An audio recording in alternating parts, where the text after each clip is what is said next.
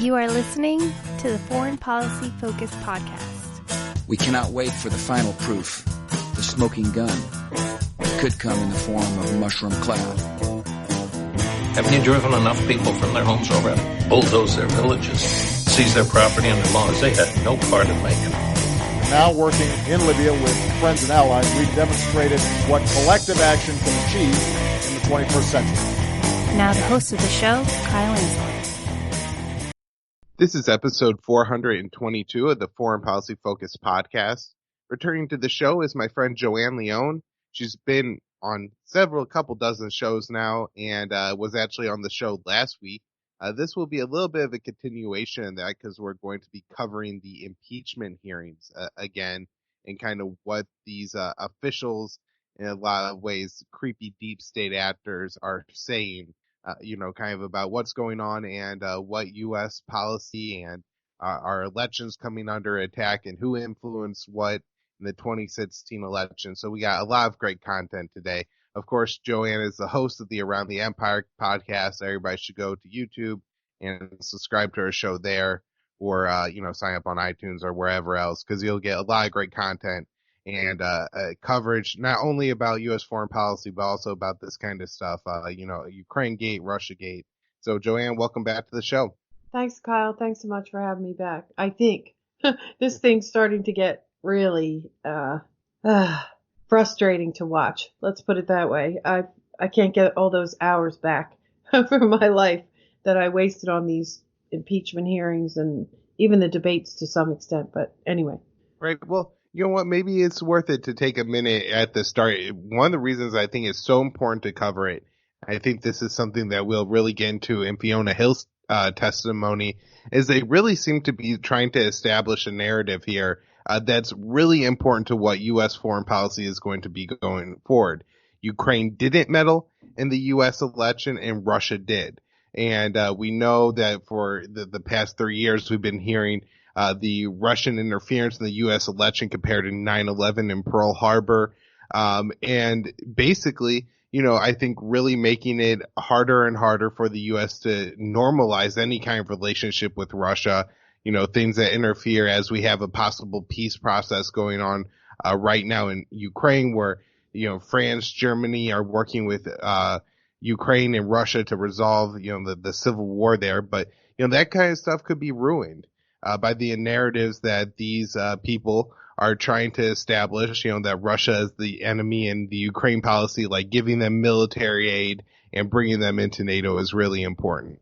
So, Joanne, as much as I'm sure it's brutal for you to sit through it, I really appreciate that somebody is doing it and, tracking what all these lunatics are saying, because then what happens is that it's not that, the media goes through and fairly reports these things. MSNBC, every story is bombshell report, bombshell this. And we're going to go through and explain, not so much, not so many bombshells as they claim to have had. Yeah, and just an anecdote. This morning, I was in the car, and I dropped someone off, and then on my way back, it's like a 5 to 8 minute car ride, right? But I put on NPR for just that period of time. And in that time, there was, this and that, but then they had this sort of short spurt of headlines. And in that time, here's what they spouted. This is a direct quote. They said, "It was Russia and not Ukraine that meddled in the 2016 election." That was one of them. Then they said, "There's a reason why Joe Biden sometimes says, or sometimes can't say what he really means." And then the other one was something about how the Hong Kong protests are pro-democracy protests and maybe a couple other things. But the top item, the thing that they really want to say over and over and over and over again was that this is a binary thing, that Ukraine did not meddle in the 2016 election, but Russia did. And of course, in the impeachment hearings, they take it much further than that. Russia is literally destroying our democracy and sowing discord among our population. And everything that is wrong right now in this country is Russia. It's Russia. It's all Russia. So anyway, these are the kinds of things that I find to be shocking because I might even go as far as to say that, I think the Russia meddling was minimal. I still haven't seen enough evidence to tell me that Russia did the hacking that they say they did. And, the hacking, there's numerous different hacks involved in this thing. So like, which one are you talking about? But we've never really gotten any solid evidence of that. So I'm not convinced on that yet, but I am completely convinced. I've seen the evidence where I've known it for several years now that Ukraine absolutely did meddle, some on their own and some with the encouragement or the request of Americans who actually used Ukraine to meddle in the 2016 election. So that's shocking to me. It really is. And I think the whole impeachment, this whole process, the public hearings was, it was done to implicate Trump, of course, but there was another, maybe even more important to them purpose of these hearings. And it was to shoot down a couple of narratives, to establish other narratives, and to convince you that the deep state, and this is a bigger project right now that we're seeing in other places, the deep state, they are noble, patriotic people, and they only have our best interests at heart and our national security. And here, look at them. They're just such great, noble people. And oh my God, they would never do the things they're being accused of, something like that. So that's my sort of really short takeaway of my impression of the whole thing. No, I think that's really good. And I was actually going to set this up as saying that I think the Sondland testimony kind of represents the angle of just trying to impeach Trump, and, he is guilty of having this quid pro quo.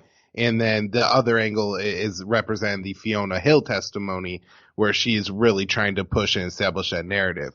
And so let's first go with the Sondland testimony, Joanne, and just I guess the bombshell report, if you go on CNN, MSNBC, you're scrolling through Twitter and you see left-wingers on there, the Democratic, party types, what they're saying is that Sondland says there was absolutely a quid pro quo. Did he say that, Joanne? And then, is it exactly accurate and reflect what happened? Yes, he did say that. And yes, he didn't say that. Both are true. As I told you that day, you were not able to watch it and you were asking me about it. And I forget exactly what I told you, but in the morning I said to you, yeah, he did. He did, in his opening statement, say in a perfect soundbite, yes, there was quid pro quo. This was I have my message to you. Here's what I answered to you in real time. I said, yes, he did.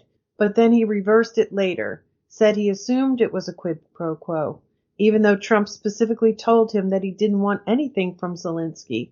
Later, he said he didn't intentionally throw Trump under the bus, but he just couldn't fit those exonerating quotes from Trump into his 23-page opening statement. So the whole day with Sondland was bizarre, I have to say. And so he did this long opening statement. I don't even know how many minutes it took, but a lot.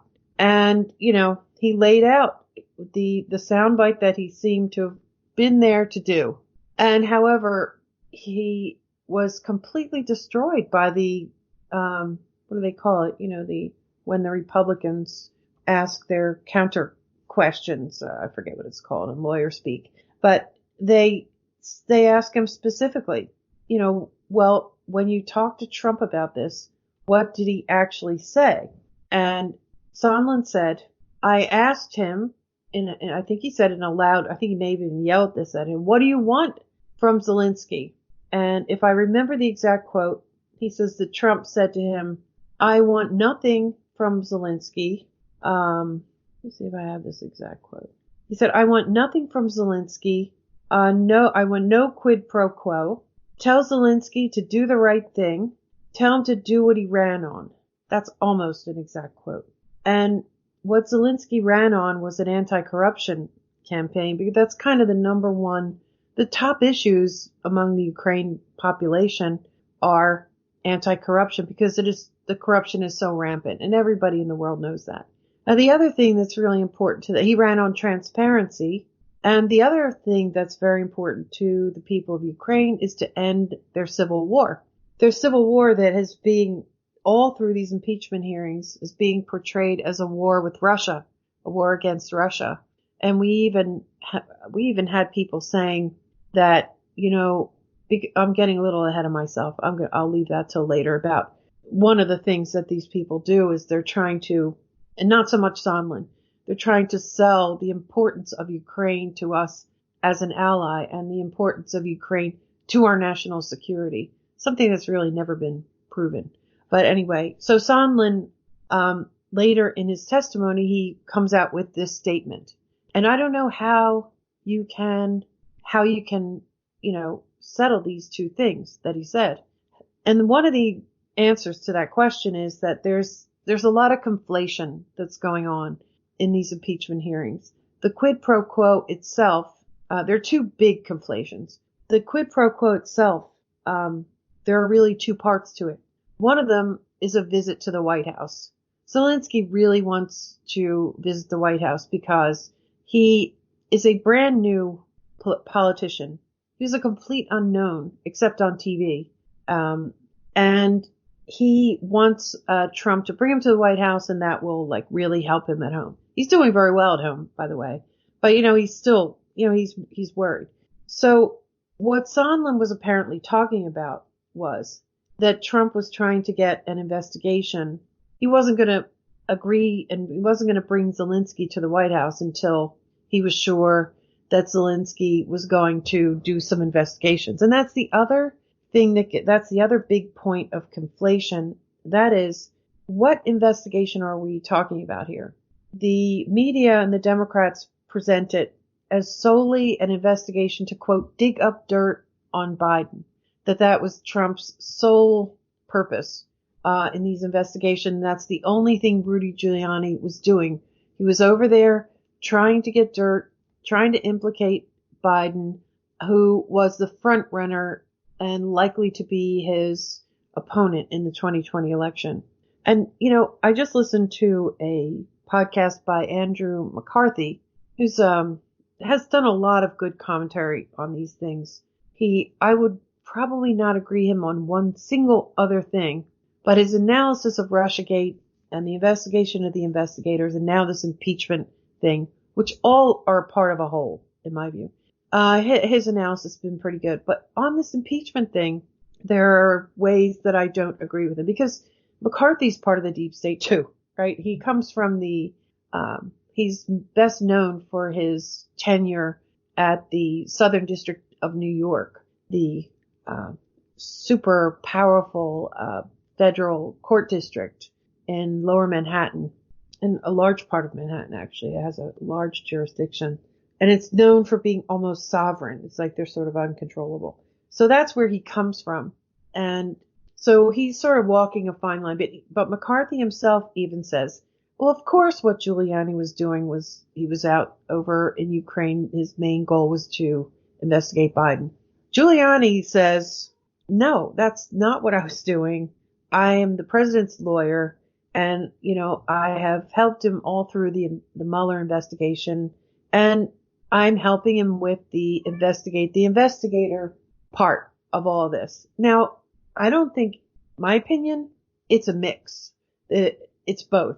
I don't think Trump was entirely focused on the Biden part of this. I think and some of these impeachment witnesses even say, one of their big concerns, I'm probably going on too long here, Kyle, but one of their big concerns is that, they need to convince Trump to be more amicable toward Ukraine, because right out of the gate, Trump is extremely negative toward Ukraine, and he has said himself, they tried to take me down. So we have some confirmation that one of the things that Trump is focused on is finding out what the hell happened through who was spying on him, who was undermining him, in the 2016 campaign. And so we know it's not entirely about digging up dirt on Biden. But on the other hand, it's not entirely not about Biden either. He's definitely interested in that. And he has admitted that. He has openly admitted that in one of his, on the way to the helicopter out on the White House lawn. He does these little short impromptu press conferences. And he openly admitted that, he thought that Zelensky should have looked into the Biden Burisma corruption. So I don't know if I answered your question or not there. Kyle, I went off on a bit of a trail, but No, I think it pretty much got around to it, which is, kind of the way I have heard the mainstream point and the way people have, then reflected what they heard from the mainstream to me is that Donald Trump is guilty of withholding military aid from Ukraine, as well as, not meeting with the Ukrainian president in exchange for an investigation against his political rival, Joe Biden. And when in reality, you're saying it's much more accurate to say that the I guess, strongest case they could make is that Trump's ambassador to Ukraine inferred from the positions that Donald Trump was taking that to meet for Zelensky, the Ukrainian president, to meet with Donald Trump, he would have to look into Burisma, a company that Joe Biden's son was on the board of, and general corruption in Ukraine. And that would be in exchange for a meeting with Donald Trump and not actually having anything to do with the military aid. Yeah, Sondland was never willing to say that the military aid was part of the condition for that. Or he was never willing. He was saying that he assumed some things. And he was never willing to say that Trump told him, the military aid is contingent on this investigation of Biden, which is the narrative that is trying to be established.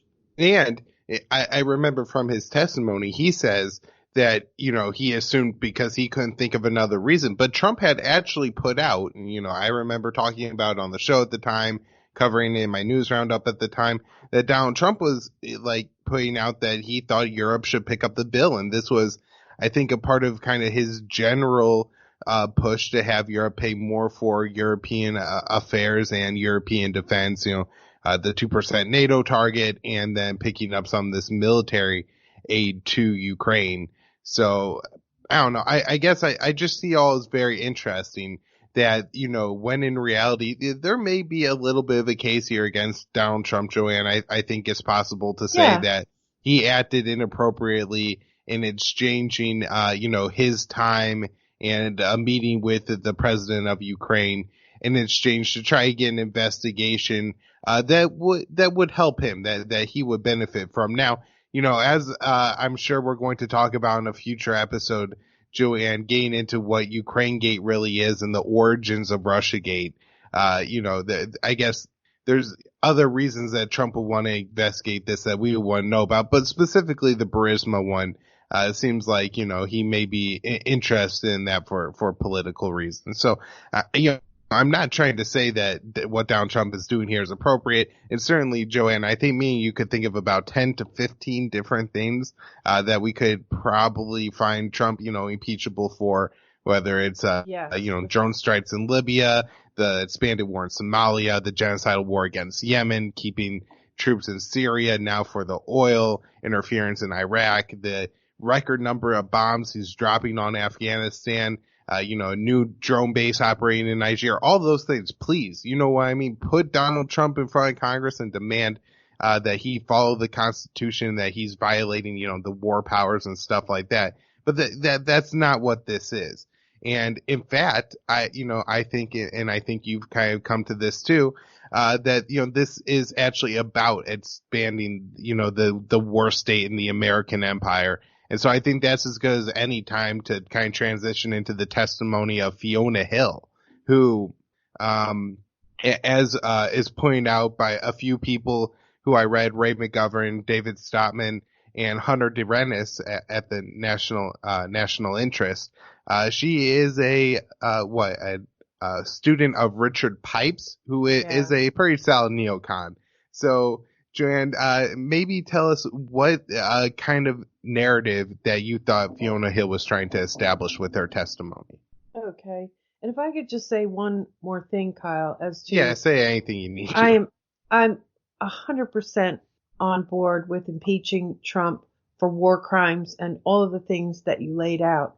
And I do not think that he's entirely innocent of this. I think there's a grain of truth in what all of these people are saying. But there's a whole lot more to the story.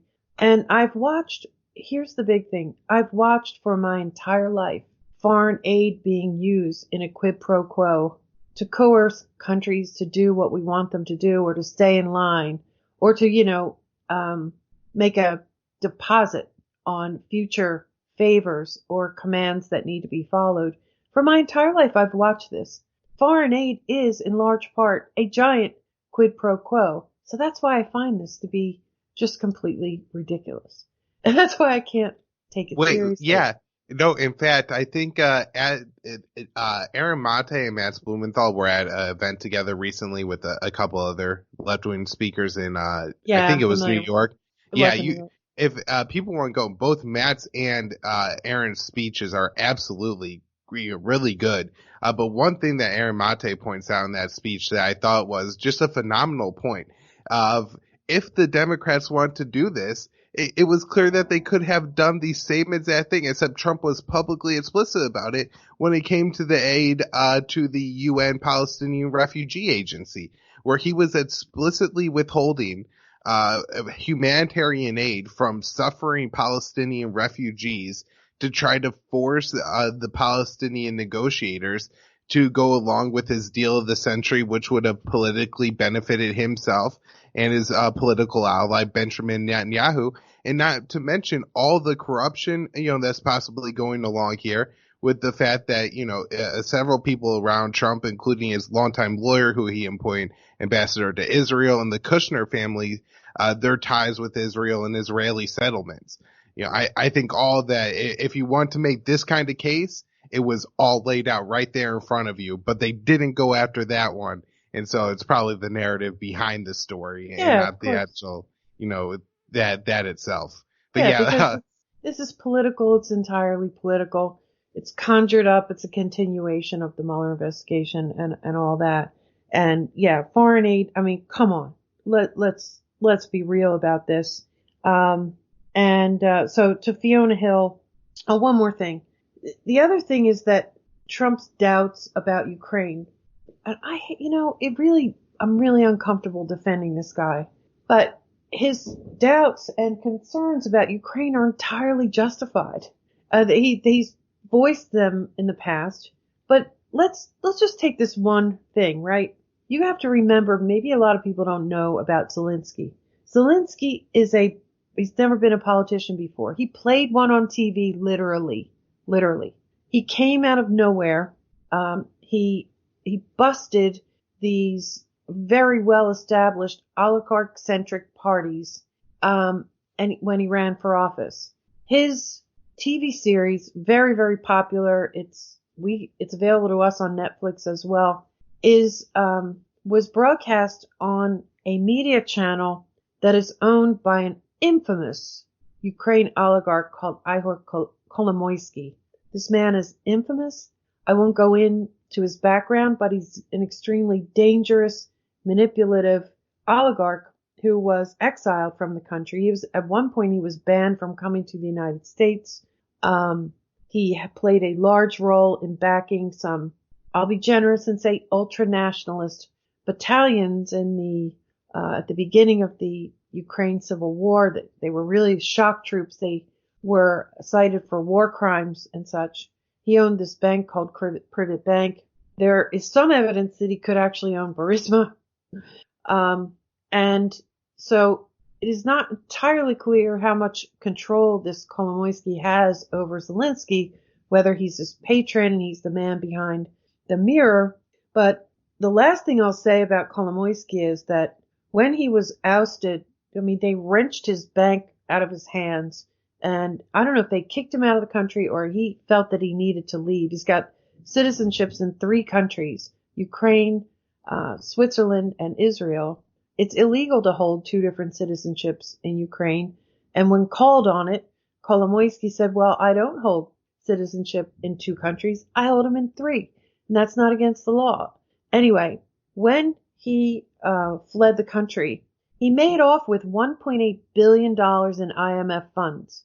Okay? So I would think that any American is going to be a little worried about putting $400 million into the hands of Zelensky if he's a puppet of Kolomoisky, right? So I don't know if I'm making my point well enough here. But Right. No, it's the point that I think we made last time on the show very well, is that the the military aid itself should have been a bigger question mark and a bigger problem. And, as you're bringing up now, just new details and associations going on in Ukraine that make that aid very troublesome, should be a bigger scandal than this actual, investigation, the quid pro quo. I think, and especially for the Democrats, this is something that Obama refused to do. He didn't want this aid, and now you have Adam Schiff, making the biggest deal out of the aid, and saying it's a great thing. And that's, I think part of the reason why Fiona Hill, was there to testify with just that this relationship between Ukraine and the U.S. is so important, in that no, the Ukrainians did not do anything to Donald Trump. They would not have interfered in our election. And yes, the Russians did. Right. And I think that Fiona Hill was their strongest witness. She's a very, very experienced deep state actor, diplomat. She's an intelligence analyst. I don't know exactly who she has actually worked for, but she, I guess she's born and raised in England, and she makes, she tells a lot of that story. She's an American now, and of course nothing should ever be questioned.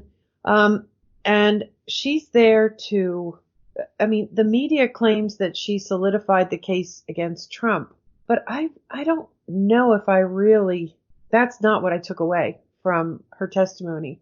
She was there for a few reasons. One of them was she was policing the Republican members of the House Intelligence Committee. She accused them, one of the things that offended them most is that she accused them of being doubtful or denying that Russia meddled in our election. And this is the ultimate key point that cannot be questioned by anyone. This is really stringently enforced. No one is allowed to question that Russia meddled, interfered in our elections. She goes way further than that. Russia is basically responsible for everything that is wrong in this country right now.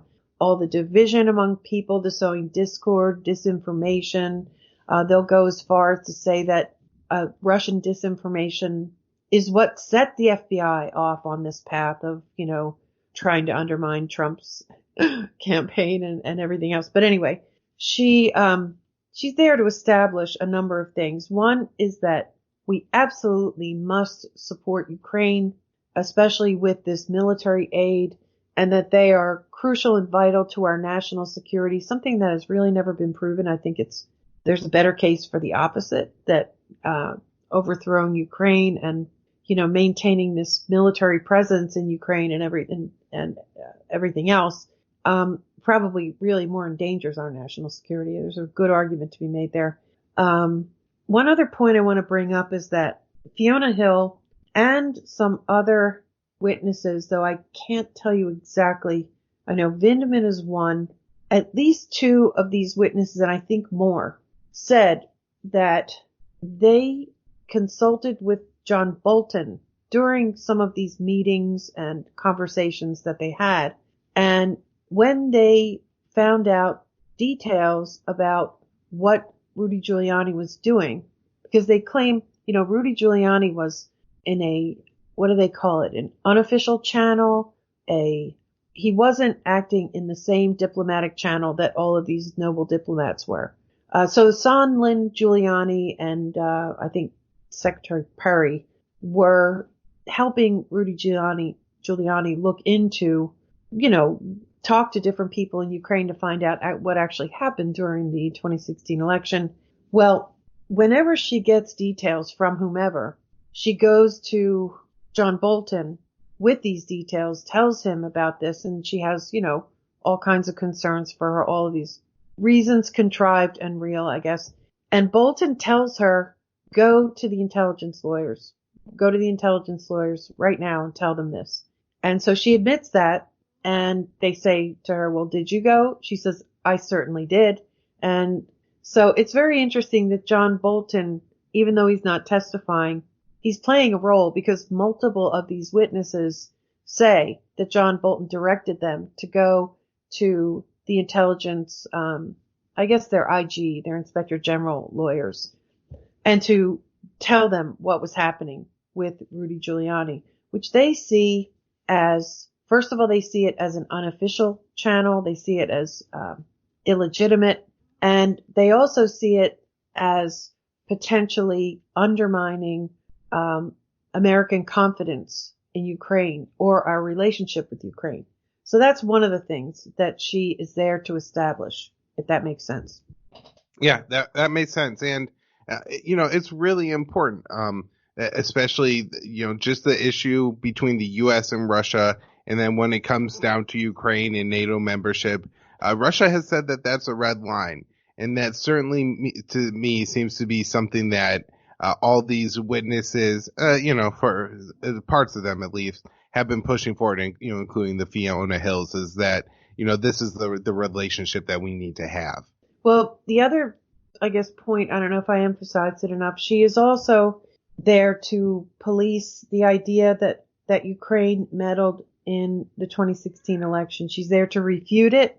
And she's there to sort of warn people to stop saying this, because to say this is all Russian disinformation. This is all based on lies. This is based on, stories that were conjured up by Russia, and it was disinformation. Even though there's a lot of evidence and Ukrainians bragging about it, frankly, and Americans like Alexandra Chalupa bragging about it too and admitting to it. Because and she also offered in the second part of her testimony, see, they break this up into their, long breaks, and there are shorter breaks too, but in the latter part of her testimony, she starts to say some things that are conciliatory toward Trump. And she offers an alternative explanation to all of the documented evidence that's out there, or some of it, that this Ukrainian meddling in the 2016 election, at the behest of Americans in some cases and on their own initiative in others. She goes off on a narrative about how, I can understand why President Trump would be concerned and upset about some of the unfortunate things that were said by Ukrainian officials about him, during his campaign and I don't know, maybe after. And, so of course I can understand why he felt that way. But, that wasn't meddling. That was really just, some unfortunate statements that were critical of the president. But, so she, you know what I mean? How she tries to play both sides a little bit there, which was, I thought, interesting as well. Right, maybe a little bit of truth ends up leaking in after she's up there for hours. Did you have anything else on Fiona Hill? And again, I know that, we've definitely alluded to the Ukrainian interference in the U.S. election 2016, and definitely have a show lined up in the future, Joanne, for that. Yeah, there's one more thing, Kyle, and it's an anecdote, but I think it's sort of telling. It was the Democrats and some of the Republicans, frankly, too, as well. Another one of the things that was just very crucial for all of us to understand and to believe is that these are noble patriots, even though they may have been the leakers who were leaking all through this time. We don't know. There was this massive defense of them and scolding, even preemptive scolding of anyone who might dare criticize them. And just this immense effort to build up their reputations and the trust in them and everything, and in everything that they said was immensely important, clearly, both in what happened during the hearings and in the media.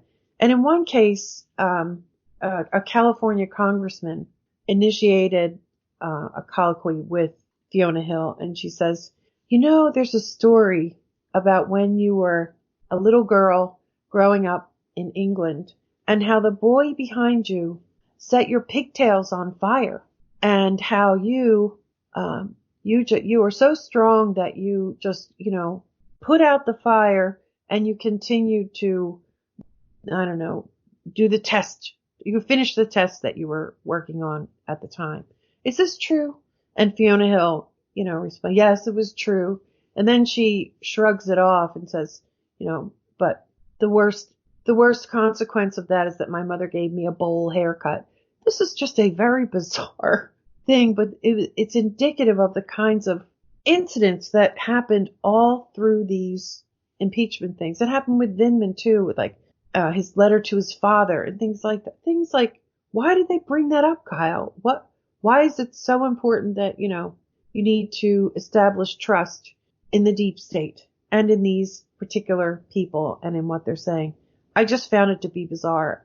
And this has just gone off on a bizarre tangent of half-truths or entirely not true items. And I'm really unsettled by the whole thing. Well, as unsettling as it is, Joanne, I really appreciate that you sat there and painfully witnessed these events so somebody could bring the truth about it.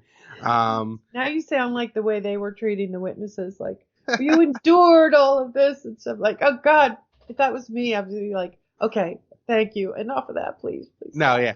No, but it really is, it's a lot of time, and, we got lives to live, and, these podcasting gigs, and, I'm sure that, me and Joanne are both very appreciative to our patrons, but, that unfortunately doesn't pay the bills, so we could do this all day long, and, sacrificing that amount of time just so somebody who is informed and understands what the U.S. empire is able to check this. And we don't just have to go by whatever MSNBC or Fox are reporting on this. Likewise, we have another event like that, and that is the DNC debate. And I cannot make myself suffer through another one of these. Especially when Rachel Maddow is one of the hosts of it. It's awful. But Tulsi Gabbard did say a couple things that I watched on Twitter, just the short little clips. Her exchanges with Mayor Pete and Kamala Harris, I thought were worth noting on the show because she does dive into foreign policy stuff a little bit. I'll go ahead and, I guess, set up the Mayor Pete exchange. Tulsi was answering a question and then went on the attack against Mayor Pete, saying that, hey, being a veteran doesn't automatically qualify you to be president. You also have to, be able to think through and be the commander in chief and accept that responsibility, and calls out an interview where Mayor Pete said that he would, I believe, he was asked if he would send U.S. troops to Mexico, and he says, yes, but and then asked again, and he says, absolutely, he would, go along with some kind of security program with Mexico or something like that. And so I guess, he's up there saying, oh, well, I didn't say I invaded Mexico in response to Tulsi. But, what he was talking about was providing the kind of security assistance to the Mexican government that, will ultimately means the U.S. is, either deploying our actual troops or federal agents equipped with military weapons. So, for all intents and purposes for the American people, American forces, deploying them to Mexico. And Tulsi Gabbard was saying, I absolutely wouldn't do this as president. So what'd you think about that? And then, I'll let you take on the follow up to this exchange. Yeah. So, I should note too that in the last debate, toward the end of the debate, if I remember right, she actually tried to make this point about Pete Buttigieg at the very end, and she was sort of cut off. The point she's trying to make is, you don't have the kind of experience in war and foreign policy that I do, and that you're really not qualified for commander-in-chief job. But she doesn't really get to make that point in the last debate, so she is determined to do it, and she does it this time. And so she goes after him because he apparently did say that he would deploy troops against the drug cartels in Mexico. He reconsidered that point that he made, and maybe it was more nuanced. I don't really know, but there were headlines that said he would. And in this debate, she accuses him of that. She says, you said you would send our troops down to Mexico to fight the drug cartels. And he's like, he tries to deny it. He's like, I never said that. I was talking about a police task force. And, do you really think that anyone in this room thinks that we're going to invade Ukraine? And Tulsi's like, I didn't say that. So, I guess the takeaway from that is, and then he also, because he's sort of losing, he's trying to be stronger, he gets very unsettled as soon as there is a confrontation. He's got a sort of very pale complexion, so his face turns red and his facial expression, the body language sort of gives away a lot. Whereas Tulsi, she's not flustered at all. In fact, MSNBC, first of all, was really looking for confrontations in this debate. And they actually set some of them up deliberately themselves. This one they did not set up. But what they'll do, as soon as they go into confrontation mode, they go to split screen. And so you can see both of the people, you can see their body language and their reactions. And Tulsi, what really struck me is that she's like, bring it.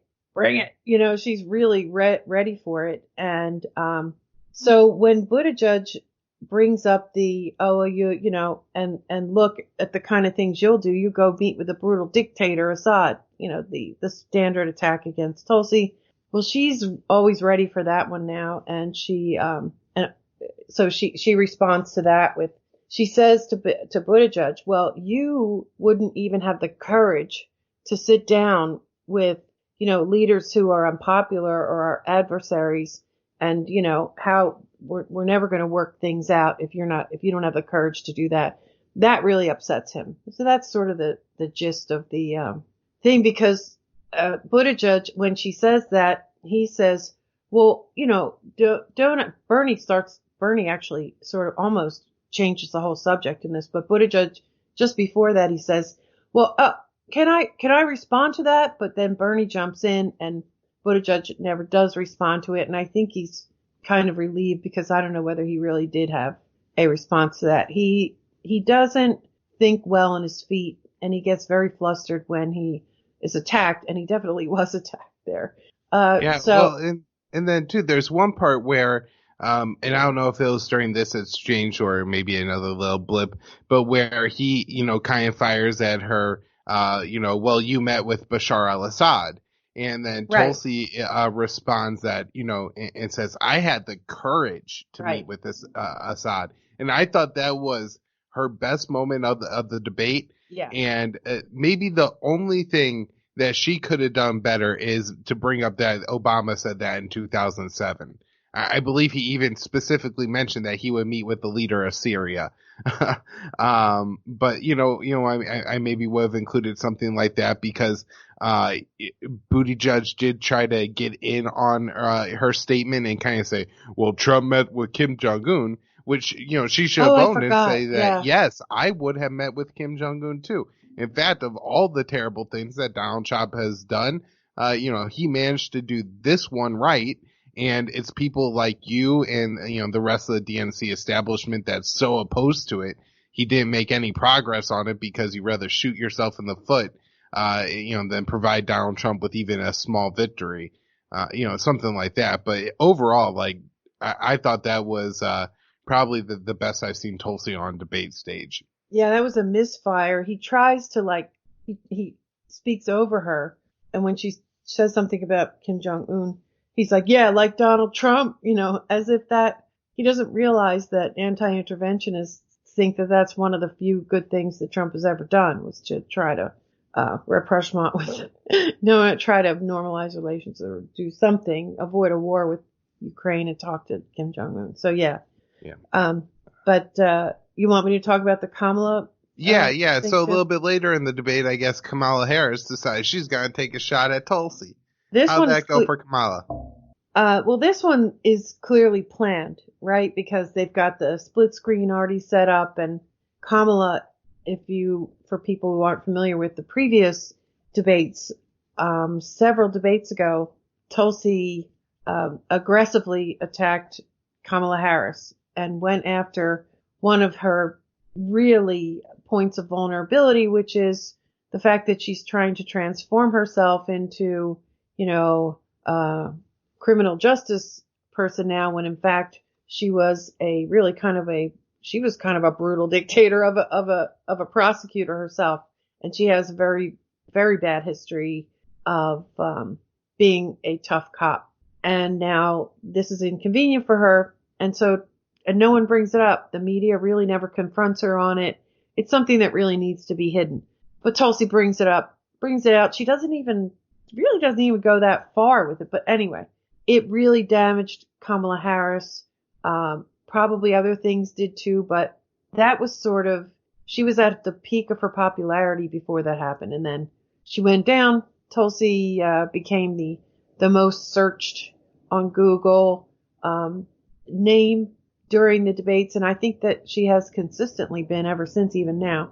But anyway, Kamala, I don't know if I should go into this or not, but the media seizes on any conflict. They love that. It's good for ratings, and they just kind of love it anyway. It's sort of like the Roman, back to the Roman days.